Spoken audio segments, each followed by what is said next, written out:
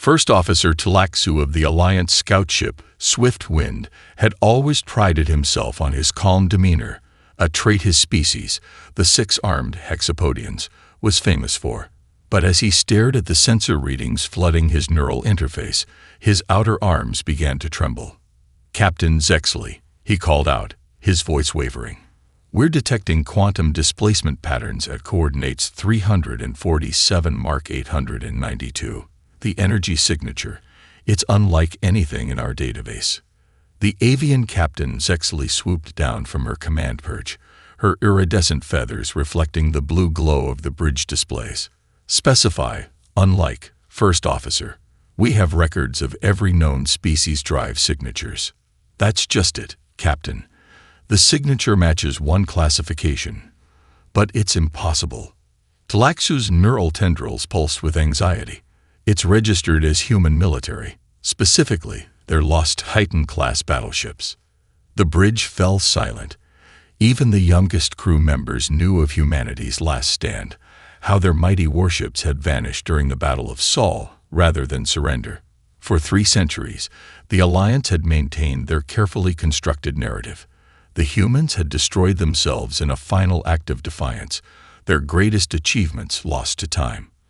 The silence shattered as space itself seemed to tear open before them. The rift blazed with temporal energy, its edges crackling with purple-white lightning that played havoc with the swift wind sensors. Through this wound in reality emerged a shape that haunted the nightmares of Allied command, sleek, angular, and midnight black, nearly a kilometer long. "By the first nest," Zexley whispered, her head crest flaring in alarm. The Hyperion. The human battleship's hull seemed to drink in the light of nearby stars, its surface rippling with stealth coating that had been centuries ahead of its time. Point defense turrets larger than the swift wind itself tracked their position with deadly precision. But most terrifying were the ship's legendary phantom drives, still active after 300 years, causing the massive vessel to exist in multiple quantum states at once, a defense that had made it nearly impossible to target during the war. Warning shot detected. The tactical officer's screech cut through the bridge's stupor. A lance of concentrated plasma passed within meters of their bow, so precisely calculated it couldn't have been anything but a message. "They're hailing us," Tlaxu reported, his neural interface struggling to process the ancient communication protocols. Captain Zexley straightened her ceremonial sash, acutely aware that she was about to make first contact with a ghost. On screen, the holographic display flickered to life, revealing the human bridge that seemed to operate on principles the Alliance had never fully understood. But it was the figure in the center that drew every eye. A female human in a black uniform adorned with gold insignia, her bearing radiating the kind of authority that came only from actual combat experience. "This is Admiral Catherine Morrison of the Earth Hyperion strike carrier," she announced, her voice carrying the weight of a civilization the Alliance had tried to forget. "We've been displaced from the Battle of Sol by approximately," she glanced at a floating display, 312 years. "Your vessel is currently in weapons range. Identify yourself and your allegiance." Zexley felt her crew's eyes upon her. This moment would reshape galactic politics, if they survived it. "This is Captain Zexley of the Alliance scout ship Swiftwind. The war ended centuries ago, Admiral." A cold smile crossed Morrison's face. "Did it now? Interesting. Because from where I'm standing, Captain, I haven't lost that war yet. And I'm very interested in hearing how it supposedly ended. Prepare to be boarded. Any resistance will be met with extreme prejudice." As the transmission cut, Tlaxu's sensors detected quantum fluctuations building around the Hyperion's hull. The ghost ship wasn't just back, it was angry. And the galaxy would never be the same. The quantum stasis chamber hissed as it released its seal, cold mist cascading onto the medical bay's floor.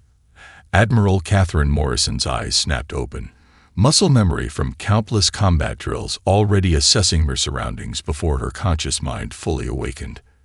The chamber's chronometer caught her attention first and stopped her cold. "ARA." She called out to the ship's AI, her voice hoarse from stasis.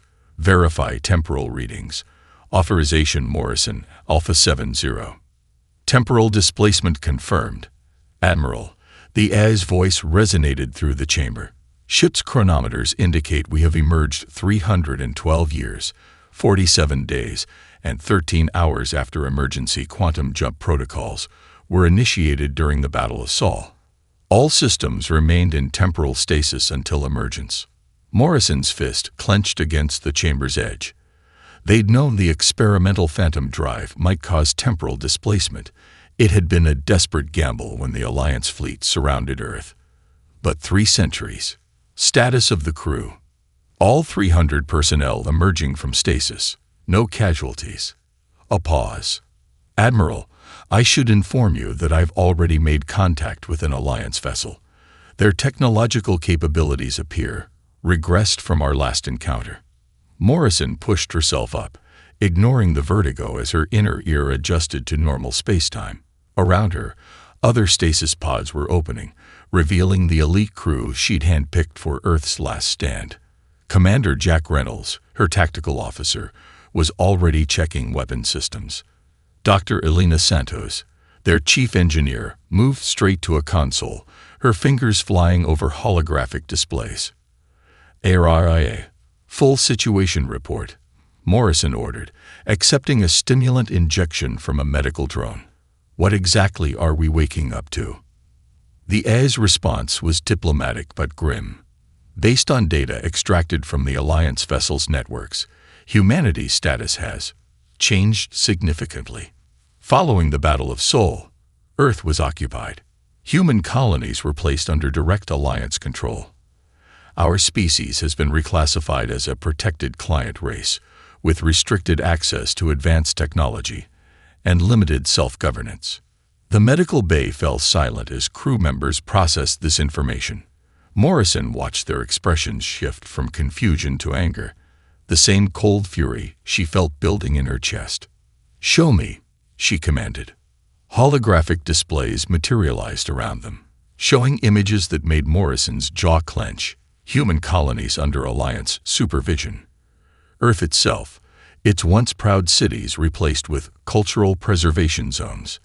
Documentation of restricted technologies that, to Morrison's eyes, seemed practically primitive compared to the Hyperion's capabilities. "They've erased us," Commander Reynolds growled, his cybernetic eye glowing as he absorbed the data.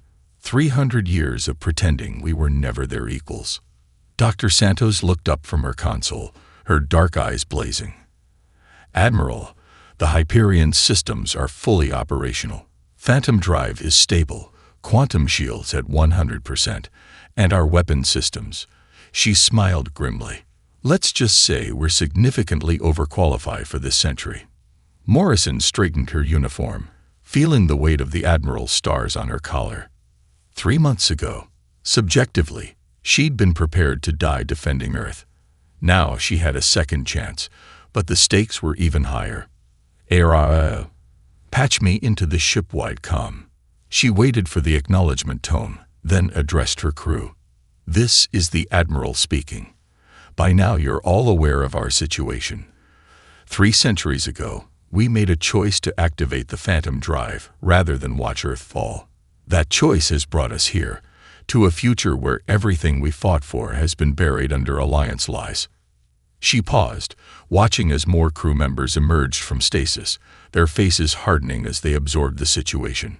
But they made one critical mistake. They forgot what humanity is capable of. They forgot why they feared us enough to try to destroy us.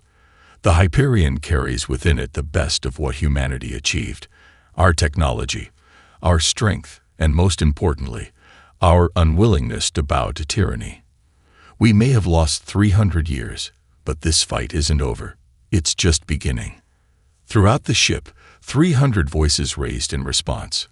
The ghost ship had awakened, and with it, humanity's future. "Unidentified human vessel, you are ordered to power down your weapons and prepare for escort to Quarantine Station 7. The Alliance Commodore's voice carried the practiced arrogance of someone unused to being refused. "This is your final warning. From the Hyperion's command chair, Admiral Morrison studied the tactical display with almost academic interest. 5 Alliance cruisers had dropped out of FTL, arranging themselves in a standard containment pattern that might have been impressive 3 centuries ago. Commander Reynolds, she said quietly, analyzed their weapon systems. Reynolds' cybernetic eye pulsed as he processed the data. Primitive by our standards. Admiral, their energy signatures suggest they're still using Mark III particle cannons. We phased those out before the war even started. He paused, lips curling slightly. Their shields wouldn't withstand even a warning shot from our tertiary batteries. Dr. Santos, what about their propulsion? Basic antimatter drives, the engineer replied from her station, barely concealing her disdain. They've actually regressed in some areas. No quantum positioning, no phantom shift capabilities. They're practically flying in straight lines. Morrison nodded, then opened a channel. Alliance vessels, this is Admiral Morrison. Your containment pattern has 7 critical vulnerabilities. Would you like me to demonstrate them all, or shall we discuss this like equals? The Commodore's mandibles clicked in anger. You dare. The Hyperion moved. One moment it was centered in their containment pattern. The next, it existed in 3 places simultaneously, phantom drive turning the massive warship into a quantum ghost that shifted between positions faster than light itself. Before the Alliance ships could react, the Hyperion had passed through their formation, its wake disrupting their shields without firing a single shot. What you're experiencing, Morrison broadcast on all frequencies, is a fraction of what one human ship could do 3 centuries ago. Consider that before you attempt to escort us anywhere. Multiple ships dropping out of FTL. Reynolds called out. Reading 15. No 20 Alliance vessels. Heavy capital ships among them. Morrison allowed herself a small smile. Right on schedule. Area. Initiate Echo Protocol. The AI's response was immediate. Across the Hyperion's hull, quantum field generators activated in precise sequence. To the Alliance's sensors, it would appear as if the ship was broadcasting its signature across half the sector. Admiral, the Alliance Commodore's voice had lost its arrogance. We're detecting possible human warships in 7 different locations. They match your vessel's configuration. Are you? Morrison kept her tone pleasant. How interesting. You should probably report that to your superiors.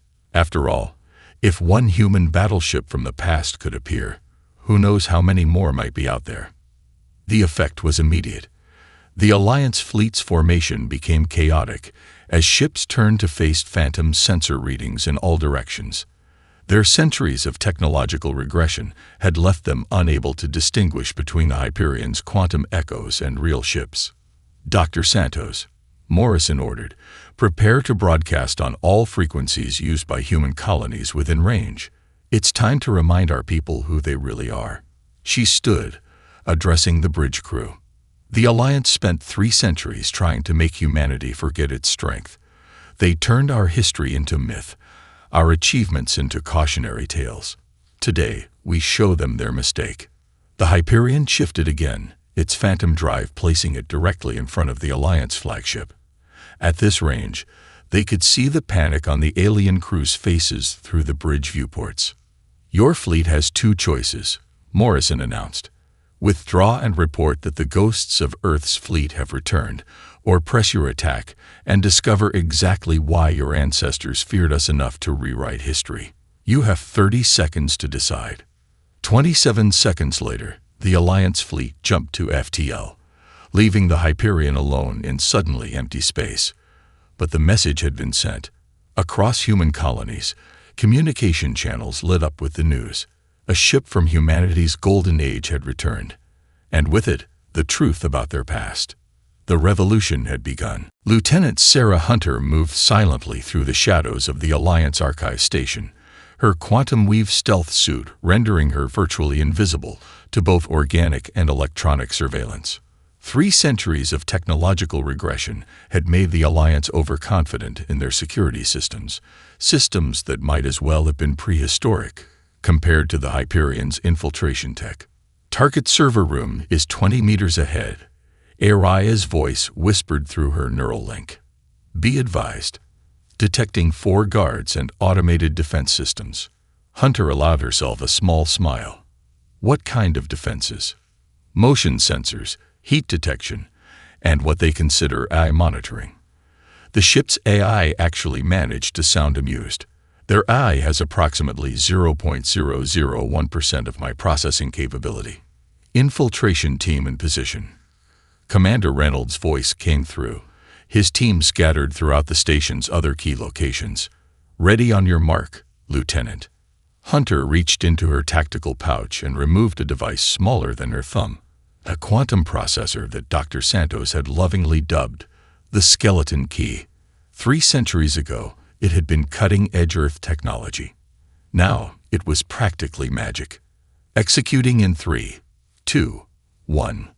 The device activated, sending out a pulse of quantum-encrypted commands. Throughout the station, every security system simultaneously registered everything as normal, while going completely blind. Hunter walked straight through the front door of the server room, past guards whose systems told them nothing was wrong. I'm in. Beginning data extraction. Her neural interface connected directly with the Alliance databases, and information began flowing. Personnel files, military records, classified communications, and then she found it. The truth they'd been seeking since their return. Admiral, she transmitted, you're going to want to see this. Back on the Hyperion's bridge, Admiral Morrison watched as the classified files appeared on her command display. Her expression hardened with each passing second. ARIA, verify these records' authenticity. Confirmed, Admiral. The encryption patterns match known Alliance diplomatic channels from our era. These are genuine. The files told a story that made Morrison's blood boil. Before the war, a secret coalition within the Alliance, calling themselves the Evolutionary Direction Committee, had identified humanity as an existential threat, not because of aggression or expansion, but because of their rate of technological advancement. Look at these projections, Dr. Santos said, her voice tight with anger. They calculated that within 50 years of first contact, we would have surpassed their entire civilization technologically. Within a century, we would have revolutionized their society completely. Morrison read through operation names that made her clench her fists. Project Cultural Containment. Operation Memory Fade. The Technological Regression Initiative. It hadn't just been war. It had been a carefully orchestrated campaign to not only defeat humanity, but to ensure they would never rise again. Hunter, she commanded, upload the final package. In the server room, Hunter placed another device against the main console. This one contained something the Alliance feared more than any weapon. The truth. Historical records from the Hyperion's databases, technical specifications proving humanity's achievements, and evidence of the conspiracy that had brought Earth to its knees. Package uploaded to all Alliance public and private networks. Araya confirmed. Their attempts to contain the data spread have failed. Estimated time until full propagation, 3 hours. Admiral, Reynolds called out, we're detecting massive communications activity across Alliance space. Multiple species are demanding explanations from their governments. The Vithuri delegation has already publicly denounced the conspiracy. Morrison stood, watching as the carefully constructed lies of 3 centuries began to unravel. Lieutenant Hunter, Commander Reynolds, complete your extraction. It's time for Phase 2. What's Phase 2? Hunter asked as her team moved swiftly through the now chaotic station. Now, Morrison said, her voice carrying the weight of centuries, we show them what humanity does best. We adapt, we overcome, and we help others do the same. The Alliance didn't just rob us of our future, they stole progress from every species that could have benefited from human innovation. She turned to her crew, seeing the same determination reflected in their eyes. It's time to give the galaxy back its future. The Orion Nebula blazed like a cosmic inferno, its swirling gases casting an ethereal glow across the Hyperion's hull. Within its depths, A human colony ship limped through space, pursued by 3 Alliance peacekeeping vessels, retribution for the colony's declaration of independence following the leaked conspiracy files. The colony ship's designation is New Dawn, Commander Reynolds reported. 2,000 civilians aboard. Their engines are failing. Admiral Morrison studied the tactical display, her mind already calculating trajectories through the nebula's charged gases. Status of our Phantom drive. Fully charged, Dr. Santos confirmed. But the nebula's going to play hell with our quantum positioning. We'll only be able to maintain 2 simultaneous locations instead of our usual 5. Morrison smiled. 2 should be enough. Prepare broadcast on all frequencies.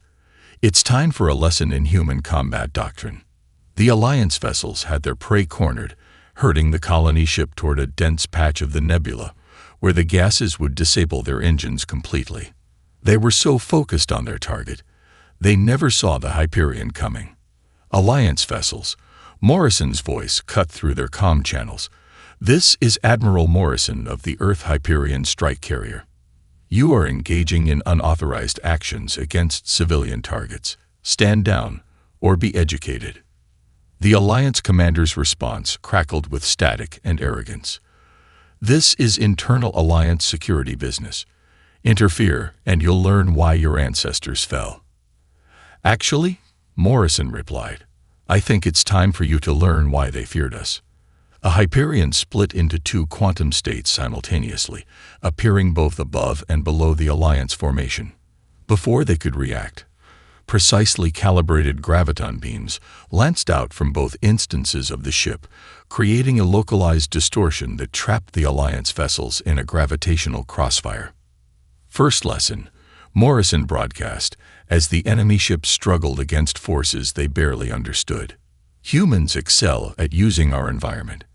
She nodded to Dr. Santos. Now, the Hyperion's quantum field generators pulsed, exciting the nebula's gases in a controlled chain reaction. Brilliant colors danced through space as the gases ignited in a precise pattern, creating a corridor of clear space for the colony ship, while surrounding the Alliance vessels with plasma storms their shields couldn't handle. Second lesson, we turn our enemy's advantages into weaknesses. You thought the nebula would trap that colony ship. We just turned it into our weapon. One of the Alliance ships attempted to fire, its particle beam dispersing harmlessly against the Hyperion's quantum shields. Morrison's response was surgical, a single shot from a tertiary battery that sliced through their propulsion system, leaving them dead in space. Third lesson, precision over power. Your weapons have regressed to brute force. Ours. Another shot disabled the second ship's weapons without killing a single crew member. Ours are scalpels. The third Alliance vessel turned to flee, only to find itself caught between both quantum instances of the Hyperion, the legendary human warship seeming to stare at them from 2 directions at once. Final lesson, Morrison said quietly. Humanity doesn't seek conflict. We perfect it. Remember that the next time you consider threatening our people. Within minutes, the battle, if it could be called that, was over. The colony ship was safe, its crew and passengers watching in awe as their mythical protector escorted them to safety. But Morrison knew this was just the beginning. ARIA, transmit the battle recordings to every human colony in range, she ordered, along with technical specifications for basic shield upgrades and engine modifications. It's time our people remembered who they are. As the Hyperion secured the disabled Alliance vessels for recovery, Morrison received word that 3 more colonies had declared independence. The Alliance's grip was weakening, their lies exposed, their military superiority revealed as an illusion. Admiral, Reynolds called out, we're receiving transmissions from multiple colonies. They're not just asking for protection anymore. They're asking for training. They want to fight. Morrison nodded, pride swelling in her chest. Then let's teach them. After all, she smiled, watching as another Alliance patrol fled at the mere sight of them. Education has always been one of humanity's greatest strengths. The crystalline spires of the Cathari diplomatic vessel glittered like frozen lightning as it approached the Hyperion. Through the bridge viewport, Admiral Morrison watched the alien ship's graceful approach, its transparent hull revealing the bioluminescent beings within. The Cathari High Speaker is ready to board, Commander Reynolds reported. Their sensors are still going crazy trying to analyze our quantum shield harmonics. Let them look, Morrison replied. It's time the galaxy remembered what real technological advancement looks like. The diplomatic party materialized on the Hyperion's bridge. The Cathari disdained traditional airlocks, preferring their own matter transfer technology. High Speaker Crystal towered over the human crew, her crystalline form refracting light in complex patterns that conveyed emotion as much as her words. Admiral Morrison, Crystal's voice chimed like wind through ice. 3 centuries ago, my people voted against the war with Earth. We were overruled. Her form darkened with shame. The evidence you've released confirms what we long suspected. And now, Morrison prompted. Now, the Alliance fragments. Crystal's surface rippled with determination. The Manxulth have already withdrawn their fleet from Alliance space. Their empaths confirmed the truth in your historical records. The Zentari industrial worlds are in open revolt. But most importantly, she extended a crystalline appendage, offering a data crystal. The Cathari battle fleet awaits your command. Before Morrison could respond, Aria's voice cut through the moment. Admiral, priority alert. Alliance dreadnoughts detected dropping out of FTL. Reading 15 capital ships, multiple support vessels. The tactical display lit up with enemy signatures. The Alliance's response to their fracturing empire had arrived. They mean to make an example of us, Crystal observed, to show what happens to those who break from the Alliance. Morrison's lips curved in a predatory smile. Perfect timing. High Speaker, shall we show them what happens when humanity and the Cathari work together? The crystalline being's surface blazed with fierce joy. My ships are yours, Admiral. Aria, broadcast on all frequencies. Morrison stood, addressing both her crew and their new allies. Alliance fleet, this is Admiral Morrison. You're about to witness something your historical revisionists try to erase. Humanity's greatest strength was never our technology. It was our ability to inspire others to reach for the stars alongside us. At her signal, the Hyperion's phantom drive engaged. But this time, something was different. The Cathari ships, their crystalline hulls resonating with human quantum field technology, began shifting in and out of normal space in perfect synchronization. Dr. Santos, Morrison called out, status of the quantum field integration. The Cathari crystal tech is amplifying our phantom drive capabilities beyond projected limits, the engineer reported, excitement clear in her voice. We're achieving quantum synchronization across the entire fleet. The Alliance dreadnoughts opened fire, only to find their targets existing in multiple states simultaneously, their massive weapons hitting nothing but vacuum. The combined human Cathari fleet danced through space like a constellation coming to life, each ship moving in perfect concert with the others. Multiple Alliance vessels powering down weapons, Reynolds reported. They're requesting parley. No, Morrison replied, her voice hard. First, they learn. Aria. Execute combat pattern Sierra 9. The Hyperion led the charge, its quantum-synchronized allies following in a display of cooperation that the Alliance had spent centuries trying to prevent. In less than 10 minutes, the pride of the Alliance fleet hung powerless in space, disabled by precisely targeted strikes that demonstrated not just superior technology, but superior tactics. Now, Morrison broadcast, we'll accept your surrender. And then you'll watch as we do what humanity has always done best. Unite people in the cause of progress, not subjugation. As the Alliance commanders formally surrendered, Morrison turned to Crystal. This is just the beginning.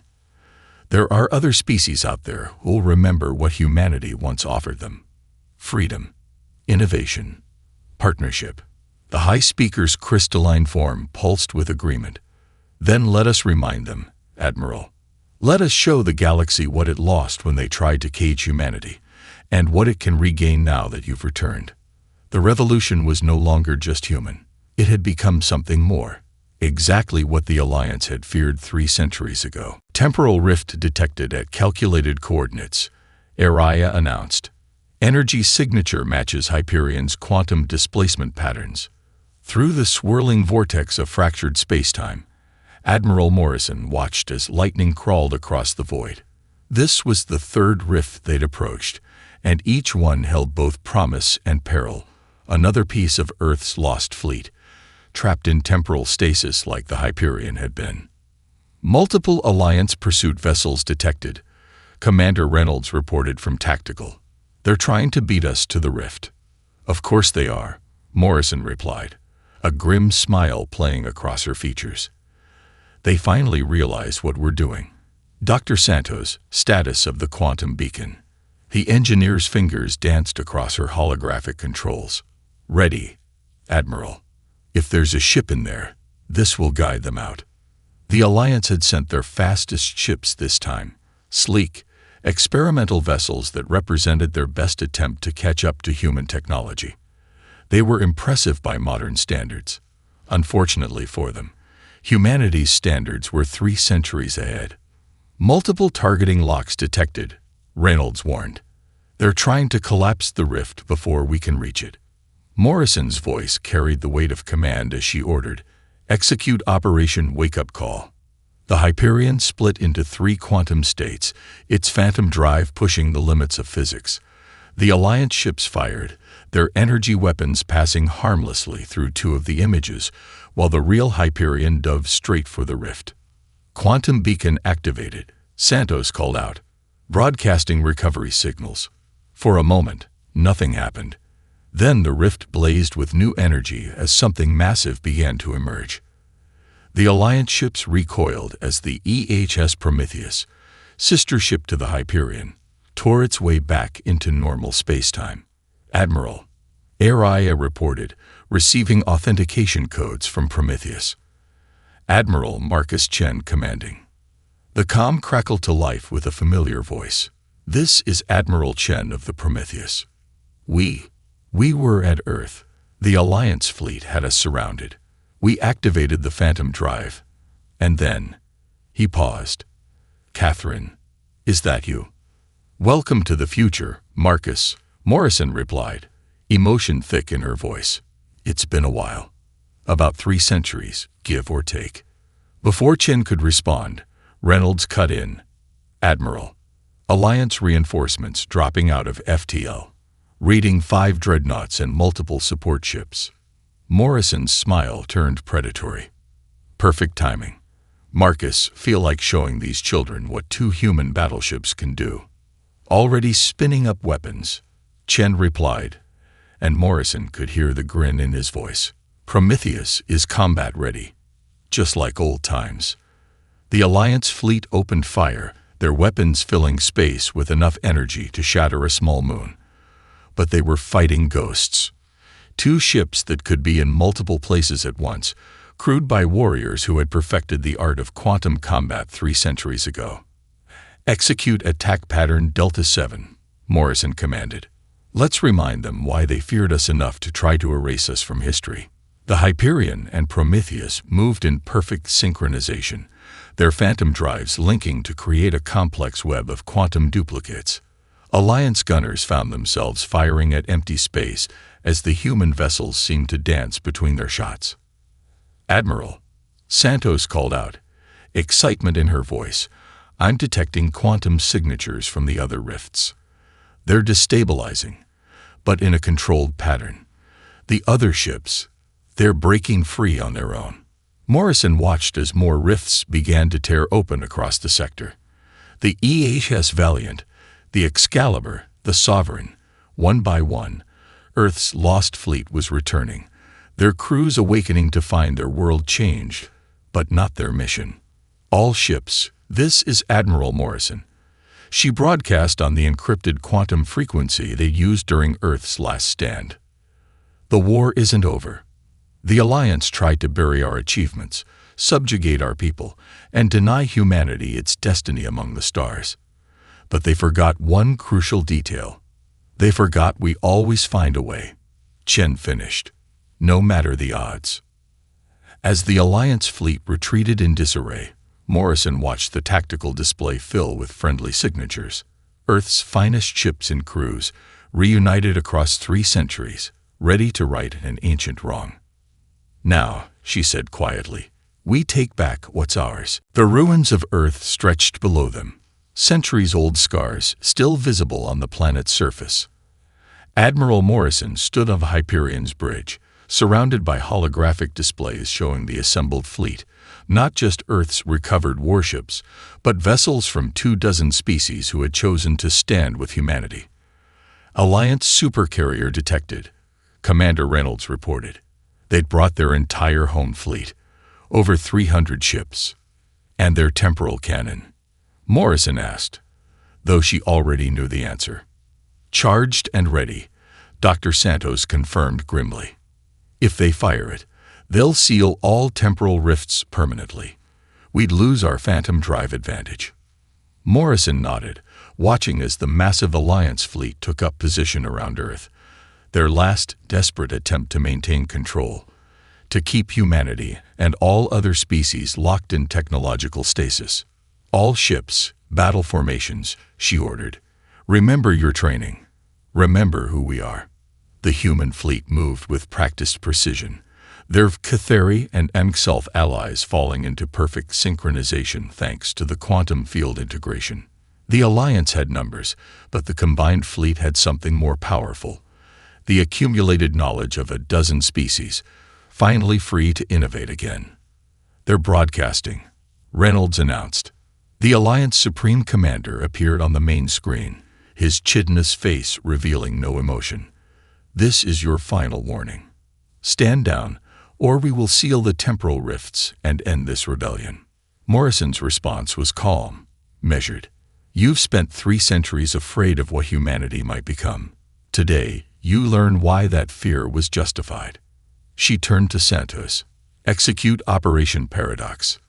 The engineer's fingers flew across her console. Quantum processors at maximum. Area. Initiate the sequence. The Alliance fleet opened fire, their weapons creating a wall of energy between them and Earth. But the human ships and their allies didn't charge forward. Instead, they began moving in a complex pattern that the Alliance tacticians couldn't decode. They're powering up the temporal cannon, Reynolds warned. Let them, Morrison replied. Area. Status. Quantum field synchronization at 97%. The AI reported. Calculating final vectors. Now, the Alliance temporal cannon fired, its beam designed to seal all temporal anomalies within a light year. But as the energy wave approached, the combined fleet's formation suddenly made sense. They had created a massive quantum resonance field, turning the very fabric of space-time into a mirror. Now, Morrison commanded. The temporal wave hit the quantum field and reflected, amplified by the combined power of dozens of phantom drives working in concert.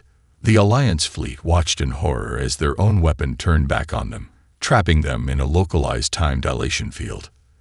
Their fleet is frozen in temporal stasis, Santos reported, wonder in her voice. They're experiencing time at 1,000th of normal speed. They'll watch everything that happens next, but they won't be able to stop it. Morrison opened a channel to all ships. 3 centuries ago, the Alliance feared human innovation so much they tried to erase us from history.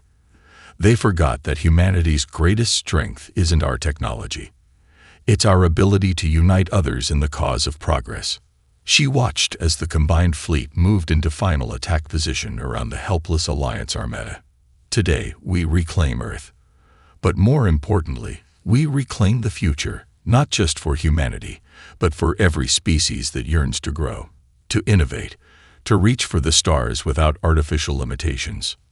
The Alliance commanders could only watch, trapped in their temporal prison, as their fleet was systematically disabled by precision strikes from weapons they couldn't hope to understand.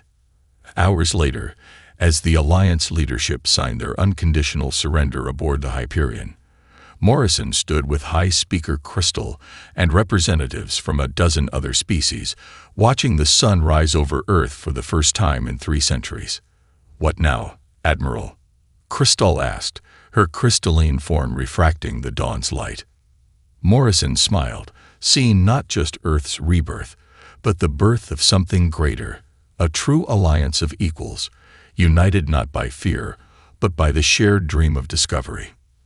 "Now," she said, "we show them what humanity does best. We build, we explore, we innovate. And this time," she looked at the assembled alien representatives, "we do it together." The dawn light caught the Hyperion's hull, making it shimmer like a beacon of hope. The ghost ship's mission was complete. Humanity had returned not just to reclaim their past, but to forge a future that even they couldn't have imagined. One where the stars themselves were the only limit to what they could achieve. The end.